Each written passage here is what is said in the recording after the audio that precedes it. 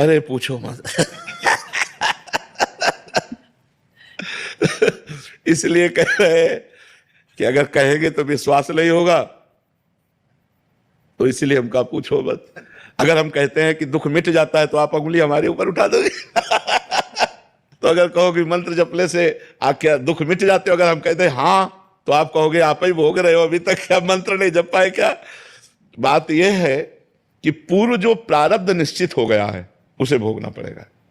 जिसे प्रारब्ध कहते हैं उसे भोगना पड़ता है। जो नया कर्म है और जो पुराने संचित कर्म है, ये दोनों नष्ट हो जाते हैं भजन में। प्रारब्ध नष्ट नहीं होता, प्रारब्ध भोगना पड़ता है। रामकृष्ण परमहंस जी के गले में कैंसर था, बड़े बड़े संतों के शरीर में पीड़ाएं देखी गई। अगर भजन से सब पीड़ा नष्ट हो जाती तो भजन करने वाले को किसी को पीड़ा ही ना मिलती। आप विचार करके देखो, जितने बड़े बड़े संत या कोई भी भगत है पीड़ा से युक्त पाया जाता है, क्योंकि उसके प्रारब्धों का नाश होता है। पूर्व संचित कर्म भस्म कर देते हैं भगवान, और क्रियमाण माने वर्तमान में जो हमसे गलती होती है उसे क्षमा कर देंगे। लेकिन जिस समय हमारा शरीर बनाया गया था उस समय जो रखा गया है कि 20 वर्ष में तुम्हारा हाथ टूट जाएगा, 25 वर्ष में तुम्हारा सर फूटेगा, तुम्हें कैंसर, वो सब होगा, वो सब होगा, चाहे भजन करो या ना करो, उससे कोई फर्क नहीं पड़ता।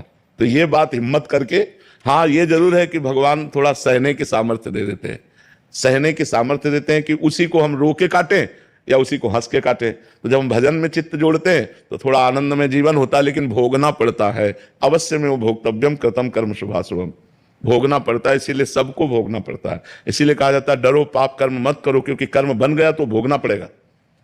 अभी मनुष्य जन्म है तो नाम जप करके, भगवान का आराधन करके, तीर्थयाटन करके, दूसरों की सेवा करके आप मिटा सकते हो, और मनुष्य जन्म छूट गया फिर नहीं मिटा पाओगे, फिर तो भोगना ही भोगना है। इसलिए खूब नाम जप करो और जो कष्ट आवे उसे भोग लो, भगवान का प्रसाद मान करके निकल चलो। बहुत भयावह संसार है, बहुत कष्टमय संसार है, पता नहीं लोग कैसे जीते हैं।